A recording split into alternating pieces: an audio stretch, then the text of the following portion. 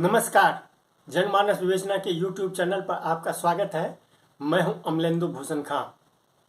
मध्य प्रदेश छत्तीसगढ़ में चुनाव प्रचार का आज आखिरी दिन था और अब 17 नवंबर को मतदान होंगे। यानी चुनाव प्रचार जो भोंपू लगा करके किए जाते थे वो अब समाप्त है। अब सिर्फ एक ही चारा बचा है, वह है घर घर जाकर के लोगों से वोट मांगना। अब इसमें न तो बड़े नेता कोई जाते हैं और न ही कोई ये बाहर के आदमी वोट मांगने जाते हैं।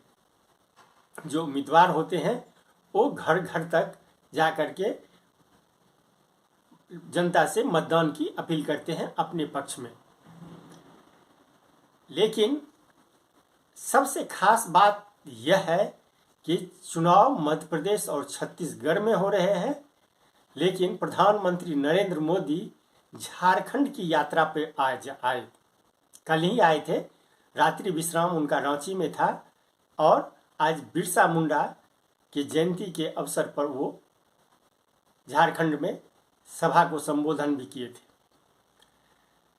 झारखंड आने का उनका मकसद एक ही था, जो छत्तीसगढ़ मध्य प्रदेश में जो आदिवासी वोटर हैं उनको अपने पक्ष में करना था, उनको एक मैसेज देना था।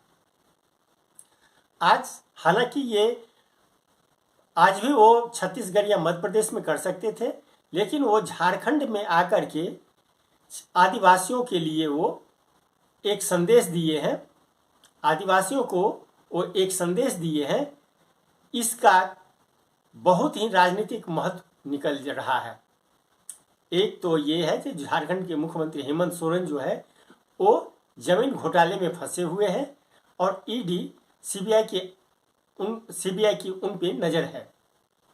एक तो ये है, और सबसे प्रमुख बात यह है कि आदिवासी वोटर जो है, राजस्थान हो या मध्य प्रदेश, फिर छत्तीसगढ़ या तेलंगाना, उन आदिवासी मतदाताओं को झारखंड की जमीन, आप जानते हैं झारखंड में आदिवासी जो है वो 70% है, और उनको ये कल एक महाज्ञानी कांग्रेस के कह रहे थे कि भारत के पास, यहां के सब लोगों के पास made in China mobile phone होता है।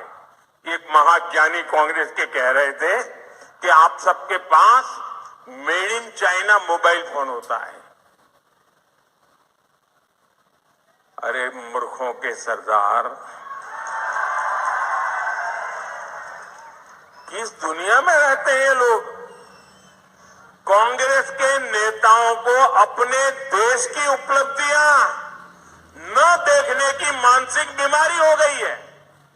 पता नहीं विदेश के वो कौन से चश्मे पहने हैं कि उनको देश। हम सही बात ना,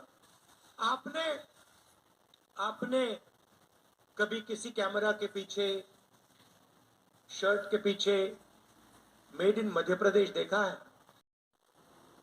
मोदी ने झारखंड की जमीन से आम जनता और खास करके आदिवासी जनता को यह संदेश का प्रयास किया कि भारत सरकार की जो भी योजनाएं हैं, यानी जो भी योजनाएं अभी चल रही है, चाहे वो 10 किलो राशन का हो या फिर प्रधानमंत्री किसान निधि योजना हो या हर घर जल योजना हो, ये सब, इन सब योजनाओं का लाभ जनता को मिल रहा है या नहीं मिल रहा है, इसका वो भारत सरकार के अधिकारियों से घर घर जाकर के इनकी पुष्टि करवाएंगे, इन योजनाओं की पुष्टि करवाएंगे।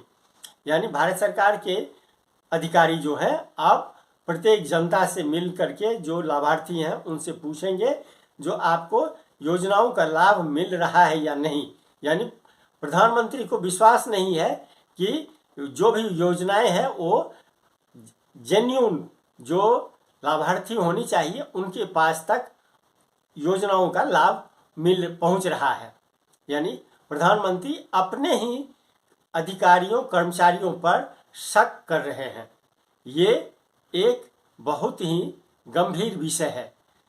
अब इसे शक कहें या प्रधानमंत्री ये संदेश देना चाहते हैं कि जो 2024 में लोकसभा चुनाव होने जा रहा है उसके लिए मुझे फीडबैक चाहिए, जनता मतदाताओं का फीडबैक चाहिए, जो ये योजनाएं सही रूप से चल रही है या नहीं चल रही है। आप जानते हैं कि झारखंड में आदिवासियों की संख्या बहुत है और इन आदिवासियों का संबंध जो है वो चाहे मध्य प्रदेश हो या छत्तीसगढ़ हो या फिर तेलंगाना हो या देश के अन्य भागों में हो, उनका संबंध इन झारखंड के आदिवासियों से जुड़ा हुआ रहता है। इसलिए प्रधानमंत्री नरेंद्र मोदी झारखंड की जमीन से आदिवासियों को संदेश देने का प्रयास किया है। अब इसमें कितनी सफलता मिलती है ये तो 3 दिसंबर जब मतदान ये रिजल्ट आएंगे तब पता चलेगा, लेकिन उन्होंने एक प्रयास किया है। आज सबसे खास बात यह रही कि कांग्रेस के नेता जनरल सेक्रेटरी प्रियंका गांधी ने पहली बार प्रधानमंत्री नरेंद्र मोदी पर तीखे हमले किए। और मोदी जी का तो आप पूछिए ही मत। मोदी जी का क्या कहना, देश के पहले ऐसे प्रधानमंत्री हैं जो परमानेंट अपनी ही पीड़ा में परेशान रहते हैं। कर्नाटका गए, बड़ी लंबी लिस्ट ले गए कि भाई मुझे इतनी गालियां दी हैं, यहाँ भी कहने लगे मुझे इतनी गालियां दी हैं, रोते ही रहते हैं। लगता है आपने वो सलमान खान की पिक्चर देखी है तेरे नाम, उसमें सलमान खान शुरू से अंत तक रोते ही रहते हैं। मैं तो कहती हूँ मोदी जी के लिए भी पिक्चर बना देते हैं, उसका नाम रखेंगे मेरे नाम। वैसे एक बात है, मोदी जी ना आदमी की पहचान में टॉप क्लास है। दुनिया भर के गद्दारों और कायरों को इकट्ठा करके अपनी पार्टी में ले लिए। मुझे तो बेचारे आरएसएस और भाजपा के जो अच्छे कार्यकर्ता हैं, जो सालों से संघर्ष कर रहे हैं अपनी पार्टी के लिए, उन पे तरस आती है कि क्या पता ये कायरों की सेना ही उनकी पार्टी को चलाने ना लगे। ये है हालात। प्रियंका प्रधानमंत्री पर आज जिस तरह से आक्रमण की है वह आज तक के यानी प्रधानमंत्री नरेंद्र मोदी के 9 साल के कार्यकाल में पहली बार ऐसा हुआ है जो प्रियंका गांधी ने इतने तीखे या किसी नेता ने इतने तीखे हमले नरेंद्र मोदी पर किए हों।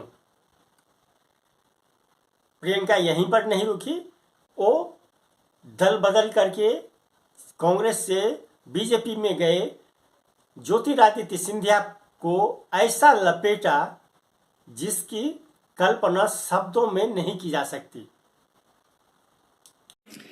इनके जो सारे नेता हैं ना, बड़े विचित्र टाइप के नेता हैं।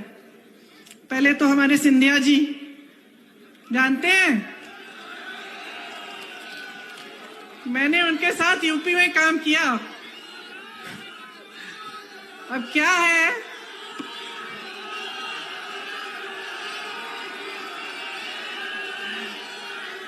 कि कद में थोड़े छोटे पड़ गए हैं, लेकिन अहंकार में तो भाई वाह भाई वाह। जब हम काम कर रहे थे यूपी में काम कर रहे थे तो देखो यूपी वालों की, तो हम भी यूपी के हैं, आदत है हम लोग शिकायत, गुस्सा, नाराजगी सब निकाल देते हैं। महाराज बोलने की आदत नहीं है। लेकिन भैया उनके पास जो भी कार्यकर्ता जाता था कहते दीदी कि हम क्या करें, महाराज महाराज कहना पड़ता है, हमारे मुंह से नहीं निकलता तो फिर कुछ काम ही नहीं होता हमारा। वैसे उन्होंने अपने परिवार की परंपरा अच्छे से निभाई है। विश्वासघात तो बहुतों ने किया है, लेकिन इन्होंने ग्वालियर और चंबा की जनता के साथ विश्वासघात किया है। आपके पीठ में छुरा भोंका है, बनी बनाई सरकार को गिरा दिया, और वो बनी बनाई सरकार आपकी थी, आपने वोट दिया था उसके लिए। 3.5 साल से इस सरकार ने आपको 21 रोजगार दिए हैं। वो सरकार कांग्रेस की थी। मैंने जैसे कहा, छत्तीसगढ़ में देखिए बेरोजगारी का दर क्या है। आप ही के साथ धोखा हुआ है। इनकी नेताओं की बात कर रहे हैं तो दूसरे यहाँ के आपके गृह मंत्री महोदय जी की हो जाए। आज के लिए बस इतना ही। हमें दीजिए आज्ञा। नमस्कार। आप मेरे चैनल को जरूर लाइक करें और सब्सक्राइब करें। आपका बहुत बहुत धन्यवाद। आप अपना सुझाव हमें जरूर दें और आपके सुझाव से हमें बहुत लाभ मिलता है, फायदा मिलता है।